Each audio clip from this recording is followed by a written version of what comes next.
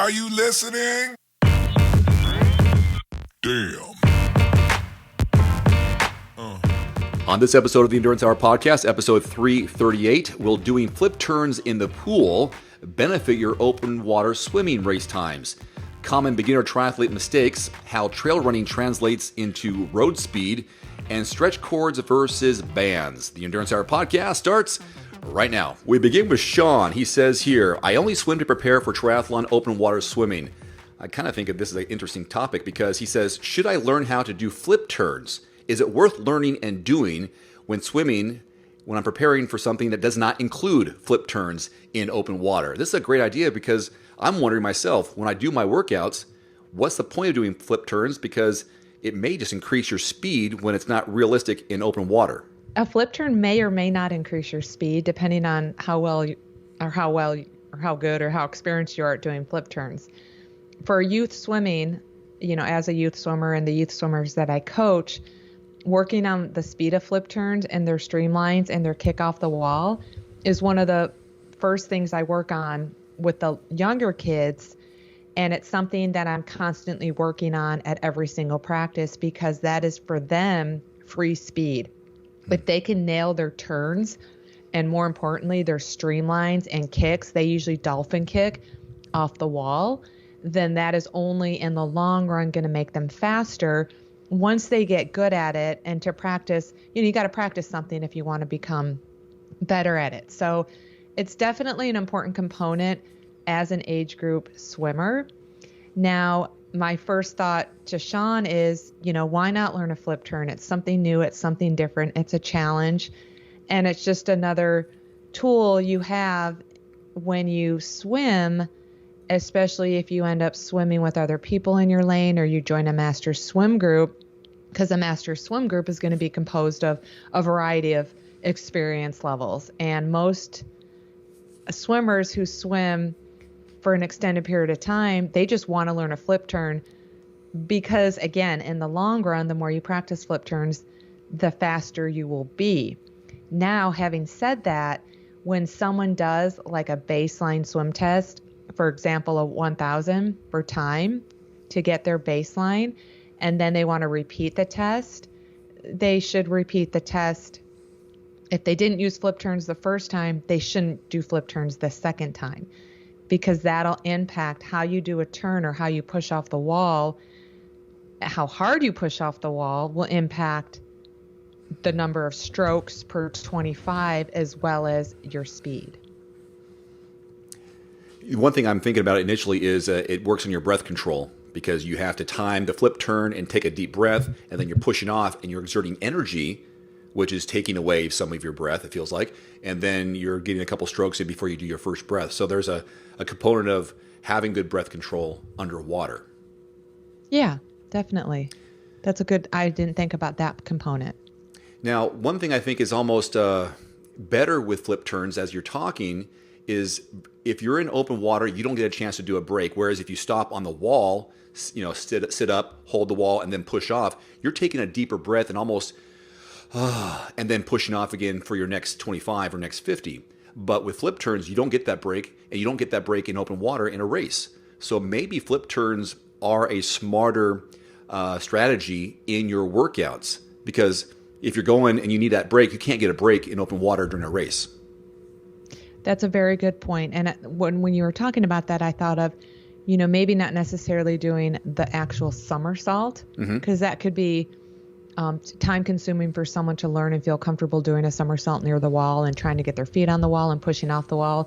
And by the way, I created a video on the Endurance Hour YouTube channel, steps of how to do a flip turn right as you're beginning to do it. But you can just touch the wall.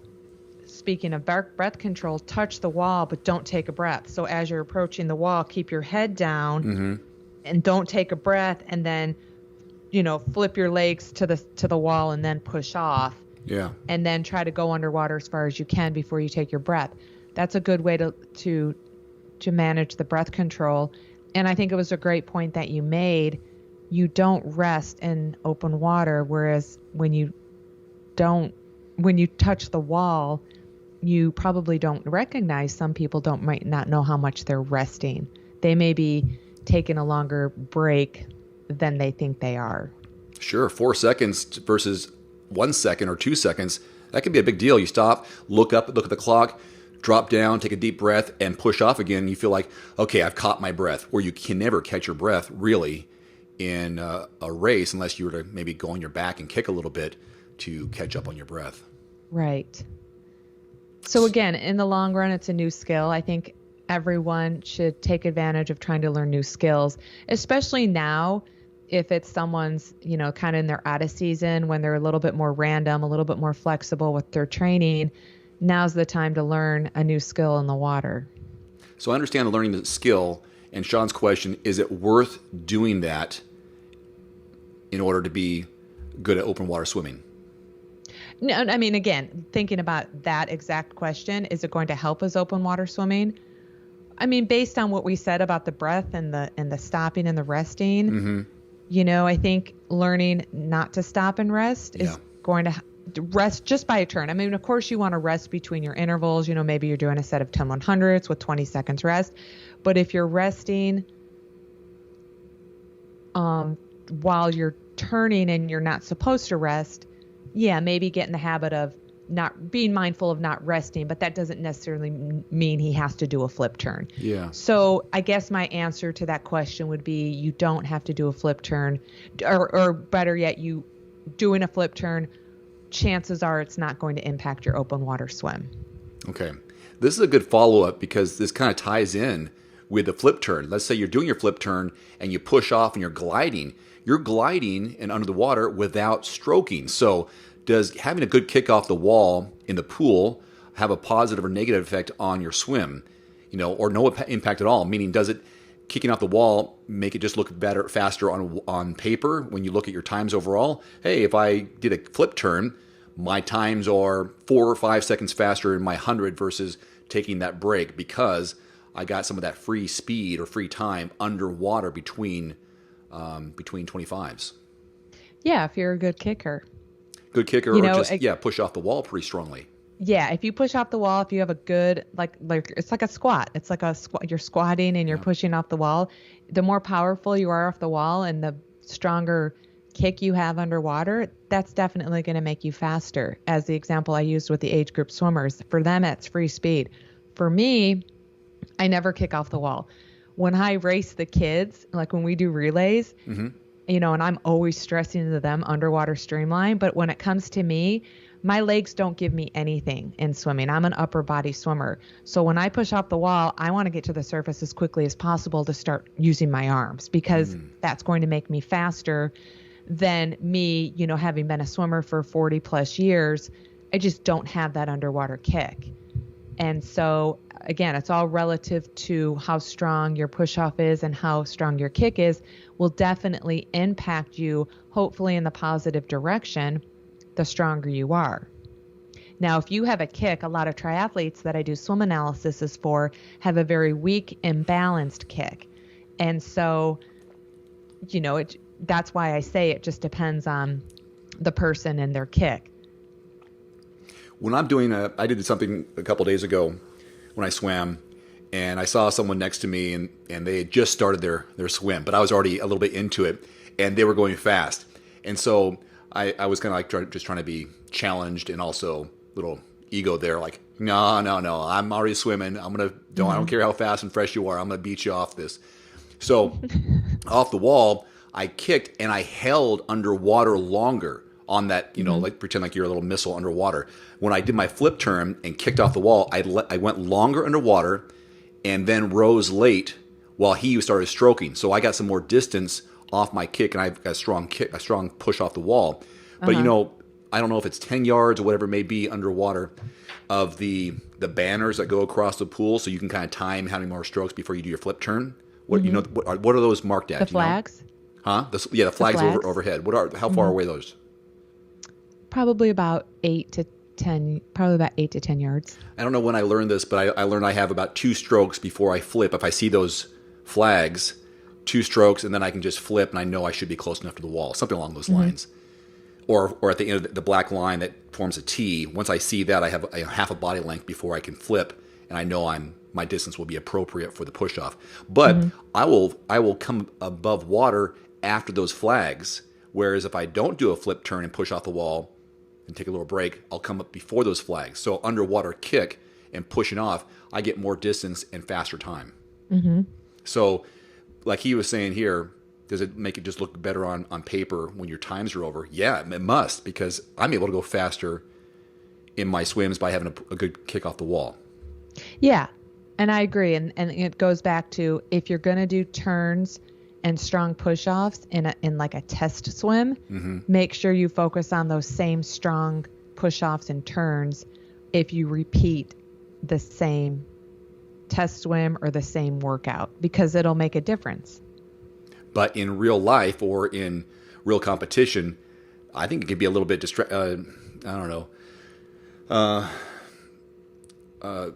psychologically, like, oh, I'm not swimming as fast as I usually do because I never had a chance to kick off the wall in open water.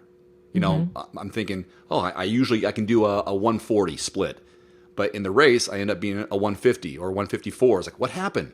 Well, I didn't have those chance to kick off the wall and glide underwater and save a couple of seconds per 100.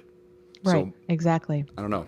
Yeah, it's faster. Well, again, open water is not like pool swimming. There's just too many factors, too many variables to think that your open water pace per 100 should be exactly the same as your pace per 100 in the pool. Yeah, it's frustrating. It won't be, but the stronger and more experience you have as a swimmer, the closer it'll be. Got it. So when you're making your predictions, don't make your predictions based exactly what you've done in your. Let's say you do 1.2 miles of swimming in the pool. That should not. It will not be the same in your race, most likely. No, it won't be, and because then you add just that one factor of wearing a wetsuit. Your 1.2 miles in the open water wearing a wetsuit actually might be faster than your 1.2 miles that you do in the pool. Mm-hmm. Well, we've talked a lot about this topic. Let's move on to the next one. Here's a question here. Hey, Wendy, I know you've been running a lot on trails for races. Congratulations on how well you're doing. Wendy's shared about this a lot on our show. Can you speak on how trail running has made you a faster runner, if at all, during your last so many years of making that transition or adding that to your training programs? Well, I think, the component of trail running, that there's two components of trail running that I think will make you a faster runner. And it has to do with resilience and strength. Most trails provide hills. And not to say that all do, but most trails that I run provide hills. And when you're running up or downhill, you're working on endurance, strength, speed, as well as skill. And so when you're working on all those components just over the course of a trail run, you will become a more efficient runner. When you're a more efficient runner, you will be a faster runner. When you add the component of strength in the form of hills, strength precedes speed.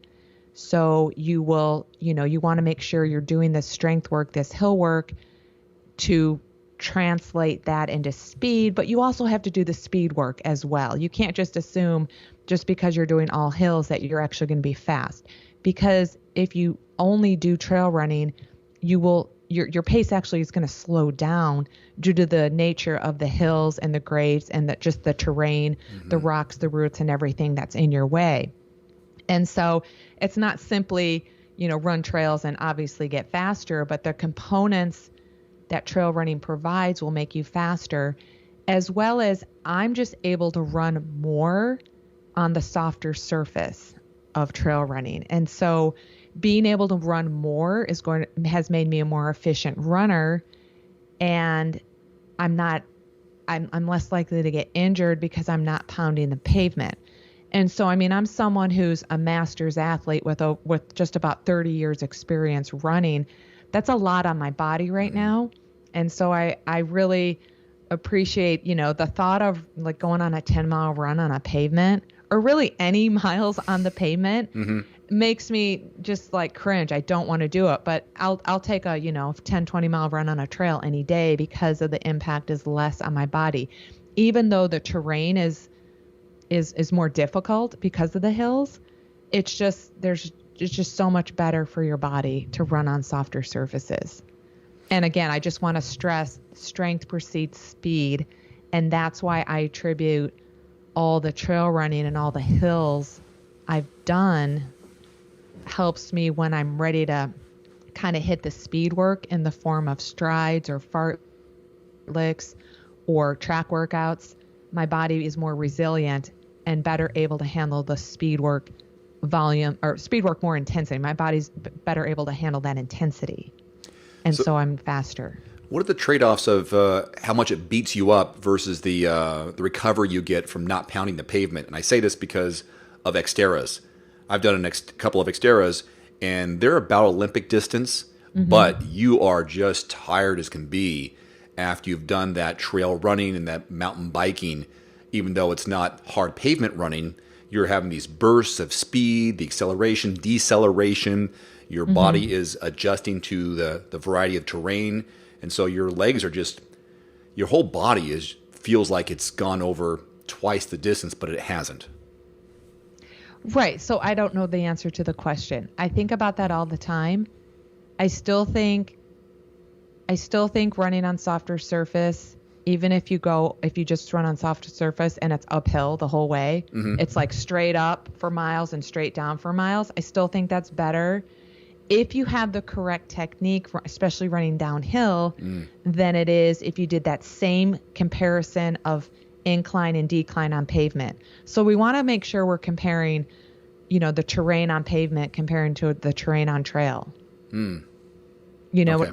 Yeah. So if you ran an Xterra course with, let's say, 1,000 feet of elevation gain and loss over a 10K, and you compare that to a road race with 1,000 feet of elevation gain and loss on the road, you're going to recover better after the trail run, even though the trail run might take you 10 to 15 minutes longer. Yeah. The recovery and the impact on your body is going to be less than if you ran at the same intensity effort on the road. So it might be the impact on your muscles versus the impact on your joints. Your muscles are getting more beat up on the trail versus your joints getting beat up on their hard surface. Yes. That's what I feel like, why I feel so, I'm just exhausted. Physically, I'm exhausted, but my joints aren't as beat up as they would have been on pavement. Yeah, exactly. And now's the time, again, we're doing this in November. I think now's the time if athletes haven't experienced any type of trail running or hiking. Trail running and hiking to me go hand in hand. I incorporate both. Now's the time to try it out and start it. To see there's just so many more benefits. But you just have to accept, and some athletes aren't able to accept that you're going to be slower on the trails, even on a flat trail, just due to the nature of the terrain and the rocks and the roots and everything that you're trying to manage. Got it. Is going to be a little bit slower. So if you can accept that you're going to be slower, don't do distance, just really go for time. Because a 1 hour trail run, you might do 4 or 5 miles, compared to a 1 hour road run, you might do 5 to 7 miles. Got it. Well, now that most of the, if not all, of the Ironmans in North America have been complete, Tim asked this question for you. Thanks for sharing your tips for beginner Ironman triathletes on the podcast. Please share some mistakes that you see athletes do that they should avoid in the future. So I don't know if it's a beginner or a newbie Ironman athlete, but mistakes that you see as a coach over your many years of coaching athletes and the current athletes you coach right now. What are some of the mistakes you see they doing that they should avoid? Oh, there's so many of them. And I actually did a YouTube video on 10 mistakes that triathletes make. I think first and foremost, again, because probably we're in the season to really freshen up your muscles, do recovery. I think athletes don't practice enough recovery techniques. They don't do enough mobility, hip mobility and core stability movements on a year-round basis. They tend to neglect strength training. I know for me, I'm at my best when I don't let the strength training fall off, because there's been times that I let it go. Again, COVID, for an example, for 3 months, the health club was closed. I tried to incorporate some other movements and other patterns of strength training from home, but it just wasn't the same for me. And I'm just used to strength training at the gym. I think athletes probably don't eat enough. I did my master's thesis on eating, training, and prevalence of disordered eating among triathletes in 1999. And just as a coach and an athlete myself, I think athletes get really hung up on trying to find their race weight and, trying different nutrition protocols, and they tend to not eat enough rather than eat too much because they have this, maybe a little bit of body image goal for whatever reason, a goal race weight, when they don't even know what that is.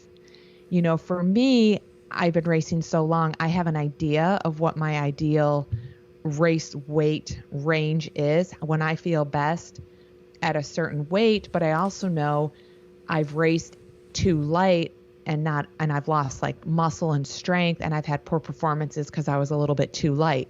So again, I understand the race weight mentality, but you don't want to sacrifice training and performance because you didn't fuel enough. So recovery, fueling, strength training should be not neglected. Following other athletes' training plans. So, you could have a coach or a training plan, and yet you do too many group workouts where you're not really doing your own training, but you're doing someone else's. I think now in the fall, winter, out of season, that's the time to do whatever you want. If you want to, go harder, go slower, go longer, go shorter, that's fine. But I think when you're really trying to figure out your fitness and your race preparation, it's really important to train within your fitness and your experience rather than someone else's. I think because that could be overwhelming. There's so much information out there. It could be really overwhelming for a beginner. Also, when you're injured, or at the sign of an injury or anything that's just not normal, an ache or a pain, just get a diagnosis. Don't do a Google search and treat something that's not happening. Go to a professional physical therapy, chiropractor, massage therapist, acupuncturist, whoever you trust and want to go to. Make sure you get some injury or issue that you're having diagnosed and treat it and prevent it. These are all mistakes I've made, for sure. Two things I want to follow up with the ideas you gave, the answers you gave. One about the weight. Mm-hmm. This is for triathletes. What range do you think there is for walking around weight and your race weight? I don't know if it's a percentage you want to throw. Let's say you weighed 200 pounds. I don't know, just throw that number. Or 100 pounds, just to make it real easy, 100 pounds. Should it be like a 5% swing either way? That's a healthy swing versus you don't want to be 10% over or 15% over your normal race weight in the off season, nor do you want to be 15% under your race weight during race season. What would you think would be a sway left and right of your walking around weight? I don't know. Does that make sense? Yeah. I mean, again, I don't know the exact answer because this isn't necessarily my expertise, but I'd say, plus or minus 5 pounds. So a comfortable weight, like to me, your walking around weight is a comfortable weight that you tend to be 12 months out of the year. Let's say 100 pounds. Sometimes you're 98, sometimes you're 103. You're in that range of 100 pounds. Now, in the off season, when you finish your last race of the season, you're going to take some time off and transition into some different type of activity, different types of training. I think it's healthy to put on some weight. I'm just going to say 5 pounds. 5%. But it also has to do with, did you lose a lot of weight as you were preparing for your race? So I'm going to use myself as an example. I used to easily gain 10 pounds in the months of November and December, my out of season. Okay. And that's just a lot to gain in 2 months. I mean, this is back in the day when I started doing Ironman in the late 90s, early 2000s. And then I'm like, why did I gain weight? I just ate a ton. I just ate a ton and I ate the wrong foods. The pastries, cookies, donuts, stuff like that. And then there was a point where I'm like, I don't want to gain that much weight in the off season because then it takes so long to get back down to what I feel is my best walking weight, my normal weight, not let alone my racing weight. So over the years, I found the nutrition plan that works well for me. And so now I gain about 3 to 5 pounds in my postseason. Okay. Yeah, I wanted to put a percentage on it because of someone who's going to be a 200 pounder versus a 120 pounder. What would you say was either side? So that makes sense to me. I hope the listeners can make sense of it as well. For me right now, and I've been noticing it, and I haven't trained super hard. Now that the weather's kind of crappy, I haven't gone outside to run any long distances. I still spin all the time and do some other things here and there, but my weight has, when I was really getting serious over the summer with my longer runs, I was down to a certain weight, and now I'm about 8 pounds heavier than that weight. And I know it's because of the pizzas and the donuts and that kind of thing, but I'm still working out and I'm still fit. But I know if I cut that out and got back into some more harder stuff, I would be back down to where I was in the summer, and I felt great during that time, and I still felt like I had, for me, another 5 pounds to go if I was smarter with my eating. But right now I'm more than I want to be, but it makes sense, and I don't feel like I'm out of bounds, but I'm probably in that 5% more than usual because I've slowed down. And I feel okay, so I think for me it's healthy to be 5% more, but I can be a good 5 to 7% less if I was training. So your answer makes sense to me. Yeah, and I think the important things to keep in mind is if an athlete is heavier than they want to be, they have to ask themselves, they have to really know why they are. And usually it's just a given. They're eating more calories than they're expending, their portions are too high, or their choices of food are bad, and they know it. Yeah. So when an athlete comes to me and says, I want to hire a coach, I want to lose 30 pounds. And when we're talking about weight, the first thing I say is, well, when's the last time you were 30 pounds lighter? Just to determine if that's a realistic goal. And if they tell me, 10, 20 years ago, I'm like, okay, let's get rid of that 30-pound weight loss. Let's just start with 5 or 10, because that was a long time ago. Yeah. And then I ask them, have you ever been on any type of nutrition plan that you've been on with this weight that you're trying to achieve? If you're trying to be 30 pounds smaller, what has worked for you in the past, if anything? And more often than not, there's nothing that they've been successful with. I'm not a registered dietitian, but like I said, I did my thesis on eating disorders among triathletes. So I know a lot about nutrition based on that and just myself and all the years of training and racing. So I think it's important if you're struggling with weight, it's important to talk to a registered dietitian. If you've just been struggling for years and years and years, and more often than not, sometimes you just gotta say no to the donut or the pizza or the foods that we all know is going to cause weight gain. Yeah.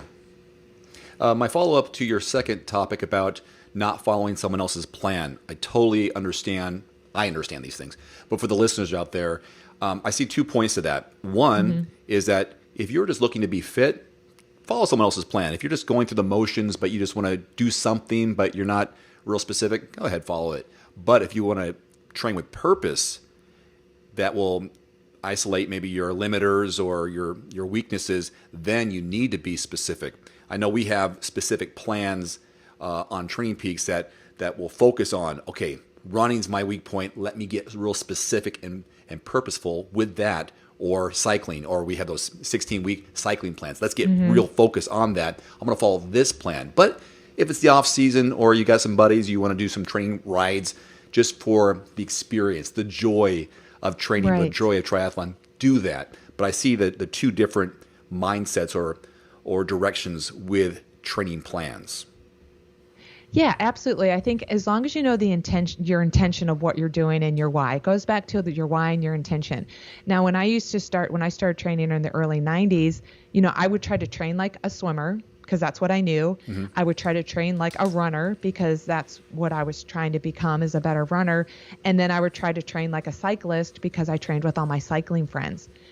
I mean, that's going to lead to overtraining. And for me, I was really young. I could get away with that and I had the time, but there's no way I would do that right now, is try to train like a swimmer, train like a runner, train like a cyclist. You got to, if you're a multi-sport athlete, you should train like a multi-sport athlete.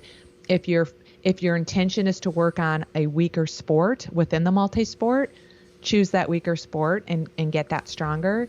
If your intention is just to train or work out to work out, that's fine too. There's an intention and a purpose, and you just be clear on your why and be happy. Okay, here's one more question that we can finish off with here, and this has to do with stretch cords, those bands that people have. This is from Cindy. It says, what strength or color would you recommend? I'm not super strong, but I compete, but I'm a competent swimmer. What is your experience using these stretch cords? And she was thinking between yellow and green, but I don't know if they're all consistent. Are they all consistent with these stretch bands? Generally, so stretch cords is actually a band, and a lot of swimmers actually get the stretch cords brand. Did I say band or brand? It's actually a brand of cords that swimmers use that have paddles at the end of it, and they help you with your stroke. And I've used them, but I don't own them. I use Therabands when I'm kind of doing band work. I've actually done some videos demonstrating the Therabands, and I talk about the resistance. What I found with a variety of different cords, bands, is that the black is the heaviest, and then the blue, then the green, red, and yellow. I think it goes in that order. So I would always recommend starting light, the resistance, light, yellow, and then progress up the chain of the colors. Darker is harder. The first time I used, I had stretch cords, and I ordered the black ones, and I got them, and I had to return them because they were just way too heavy. I couldn't do anything with them with proper form. And then I returned them and just never ordered a different pair because I thought I could get the same results with my Therabands, which I'm fine with. But they're definitely a good kind of swim specific way to strengthen swim specific muscles as well as work on technique. So the stretch cords are the ones that have a handle that you can grip that look like it's a tiny jump rope, right? Versus the bands, which are a loop that you can put around your ankles or your knees, that kind of thing, right? So that's the difference between those two. Yeah. Okay, so when I read that, I was thinking, stretch cords, I was thinking she meant the circular bands. Okay. No, and the Therabands also come in length. They come in, like a 6 foot length, 4 foot, lengths, not just the circular bands. Okay. So, but you're right, they do come in the bands as well. Okay. There we go. And then, there's also like bands that you can use for assisted pull-ups that also work for a stretch cord type of program, depending on the resistance and the thickness of the band that you use. Yep. I know those well. When I was used to do pull-ups, I would have these long, heavy-duty bands that I could put below my knees that also would hang up where my hands are that would help adjust me. So it made it easier to do that. I know we're getting close to, the holidays where people are going to be kind of taking some time off. I want to invite you to join our T2 Endurance Club on Facebook. We've got nearly 700 members in there. It's a closed group, so you have to request to join and then answer a couple of questions. That way we know whether or not this group is right for you and if you are right for the group. So T2 Endurance Club on Facebook. Request to join that. You can also see us on endurancehour.com and join our newsletter, which has a ton of discounts and gives a recap of the previous week's podcasts and some tips and video links and so on. If I'm going to put you on the spot here, do you recall some of the recent discounts that people could take advantage of that we have in that newsletter just in time for the holidays and Christmas? Well, yeah, right now Rudy Project is offering 50% off for this kind of cyber week. Normally, though, anytime if you want, you could create an account and get 30% off year round with the code that we have in our newsletter. But this week they're offering 50. Blue 70. I have a code that new people who subscribe to the blue70.com can get 40% off, and then they can continue to get an ongoing 30% off. Training Peaks right now also has a 25% off code for their premium account. So I'm going to include that in the newsletter that I send out this week and next week because I think it's good through the end of the year. Okay. 25% off a Training Peaks premium account. Right now, USA Triathlon also has deals that I'm going to include in this newsletter, but this isn't an ongoing thing. They have like a series of all these races for the next 12 months that these races are offering $10 off, $20 off, 10%, 20% off. So I was going to actually include that in this coming up newsletter. Wow, 2022 will probably be a really busy year for racing now that they're catching up on the deferments and COVID initially from a year and a half ago. Wow. I'm still waiting for my sign-up link to do Ironman Arizona from people who have listened in the past. If you have not, I signed up for Coeur d'Alene a year ago or this last year, but I deferred it to St. George, and then St. George became the World Championship next year for Kona in May, and they gave you the option of if you want to do it or go to a different race. So I'm actually going to Arizona, moving from two different races to Arizona, but the link wasn't available. They weren't sending me a link, and I think it's because the race hadn't been done yet. So you can't really sign up for 2022 when 2021 hadn't been raced yet. So, and it just happened last weekend, right? Was it last weekend? Yeah. Cozumel and Arizona just happened. Yeah, so I'm still waiting for that one so I can sign up and officially get on the books for 12 months of prep for that race. And I'm very excited and healthy for the race personally with my knee surgery from earlier this year. Excited about. It's so funny once you have an injury, you can't do what you used to do, and then you want to really do it. Like I really wanted to run, but I couldn't. And when I was trying to run, it would hurt like crazy. But now that I can run, I'm looking forward to runs. Now the weather's crappy. So I got different things. I'm just fired up for preparing for Arizona with your help and with any suggestions our fans have on Facebook and Instagram. On that note, I want everyone who is living in an area that it's snowing, get outside and run in the snow for me, because that's something I've missed since moving to Georgia. I used to love running in the snow, like deep snow. I used to go to the parks and run in the parks where the snow was ankle up to knee deep. And that's just so good for cardiovascular system, as well as working on high knees and butt kicks while you're running. Where do you find good quality shoes, though? Aren't you wearing some weatherproof boots when you're doing these kind of runs, which aren't necessarily running boots? I'm just wearing my trail shoes. I'm just wearing my trail running shoes. And you're soaked. Yeah. I don't care, though. I love running in snow. That's my favorite thing to do in the wintertime is run in the snow. Now, when I lived in Colorado, I used to go snowshoeing. Not a lot. Just the last few years I lived there, I'd go snowshoeing in Steamboat, usually at the end of December, where the snow could be like up to your hips. So we would wear snowshoes for that. But that was just such a good, hard challenge. And, I'm just up for the challenge of anything. That was fun. And then you're really cold. I love being really, really cold. The best thing about being really, really cold is knowing that you can get really, really warm. That hot chocolate that's waiting for you when you get home. Yes. Yeah. Those aren't easy workouts. Those aren't snowshoeing and putting on what do you call the snow tracks, or the tracks that you put on those metal things you can put on your shoes for icier roads or slick roads. That's nothing you just don't take lightly. No, but there's definitely ways to enjoy the outdoors in a safe setting. Just get the gear, get the clothing. No such thing as bad weather, just bad clothing. Right. Totally. Whether it's if you're prepared and you got gloves and your toes are warm and your fingers are warm, you can cover up your neck or your face. You can do just about anything. Same with a race. If you have all those preparations, then it's like, no big deal. If it's windy, if it's cold, I'm protected and I'll just adjust. I'll take it off little by little and keep my body temperature the same as much as possible. Yep. All right, well, that's going to wrap up this episode of the podcast. We have, we're posting questions and topic ideas inside the Facebook group on T2 Endurance Club, also endurancehour.com and Endurance Hour's Facebook. There's one that I'm curious that you guys could comment on, and we'll probably hit this topic next time around, is about Ironman world records. Just your thoughts or your opinions on what qualifies an Ironman world record, and Wendy put a link to this article on triathlete.com about what is an Ironman world record, because there were some really super fast times at Cozumel over the weekend, but there's been fast times in non-Ironman branded races. So what is legit from your opinion? Courses are different, transition times are different.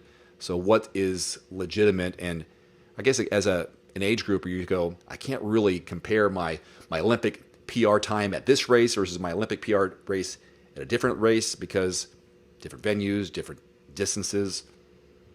Yeah, I mean, you did your Florida T1 time and T2 time are completely different than what you would have at another race where you got a short distance between the swim and the bike.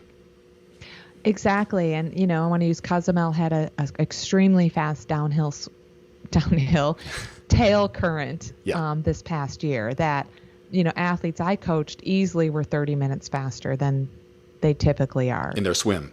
That's super fast. That's a huge advantage. It's almost unfair. It's like you can't really say that you were a fast swimmer that day because what really fast? How fast were you, anyways? How much faster were you? Were you fitter? Probably not. If you're going 30 minutes faster in an Ironman swim, it's all current. It's not fair. But if you're looking for a PR, you'll definitely get one there. Yeah. All right, Wendy, one final note as we are entering into Thanksgiving and just the holidays in general. An idea of gratitude. And what would you say keeps you going? What are you grateful for? Well, I think when you're having low moments in your life or setbacks or struggles, once you start thinking of something that you're grateful for, it kind of, I think, should help, at least it would help me overcome whatever I may be struggling with. So acknowledging the good that you already have in your life is the foundation of all abundance. And so, don't worry about what other people have that you don't have. Be happy with what you have because a lot of people don't even have what you have, whatever that means to you. Mm. And I think, I'm always thankful that I'm healthy, that I have friends and family that's healthy, that we all support each other. And that's kind of what keeps me going. Sometimes when I get real busy or I don't think about being stressed because I don't really get stressed, but I do get, like I've got a lot of things I want to get done fast, but the time's not there. And my moment of gratitude or what I'm grateful for, and I notice it, is if I get a request from one of my kids. I've got two young ones, 2.5-ish, 3.5-ish or so. One's 2.5, one's almost 4. And I think this is more important. And then when I start playing with them or I listen to their questions or see them smile or see their excitement that I'm doing something with them, then I think that wasn't that big of a deal. That can easily go away and I forget about it. And the priorities get shifted very quickly. And so I'm grateful for those times with them that they are most important. And when I'm with them, nothing else matters. Mm-hmm. Yeah, I agree. I'm at the age, as well as you are too, that I hear more frequently about friends or family members getting various illnesses. Mm. And every time I hear that, I'm always internally like, oh, I'm just so thankful I am healthy and I am not struggling like they are. And when, like you just said, when you feel like overwhelmed that you have to get this task done, relax a little bit, think about all those people who don't even get a chance to get that task done. And it just changes your mindset and changes your priorities in life for sure. Yeah. Yeah, we're both at that age. I'm just barely a year and a half older than you are. And I see some people going through medical things or getting tests for certain things and go, gosh, I almost forget. I don't feel that old, because of our lifestyle. A lot of the triathletes, we feel like usually feel like we're younger because we're active and we're probably the fittest person in our circle, most likely. If you go to a regular job, you're the triathlete, you're the endurance, you're the health junkie. And it probably just, you see it. They see it in you, like, oh, this guy's this gal or this guy's got better skin. They stand more upright. They walk fitter. Something. It's like, yeah, this is who we are. We feel younger. But then I see my friends who are, all my age, late 40s, early 50s, and going, wow, I wish they would have taken care of themselves or picked up a activity earlier in life. Right. Because I'm not experiencing those things, and I feel like I'm sure I'm a 5 to 7 years. What do you call it? Not the chronological age, but whatever it is, my biological age is younger than what my physical age is, just because of the lifestyle we lead. Right, exactly. Yeah. Well, with that, thank you so much for listening as we go into the Thanksgiving holiday and then the holiday season as it is. Thanks for listening, and we hope you have a great week of rest or recovery. If you're racing, more power to you. Maybe it's a non-triathlon race, but racing in general. Thank you for listening, and we'll see you here real soon. Adios. Adios.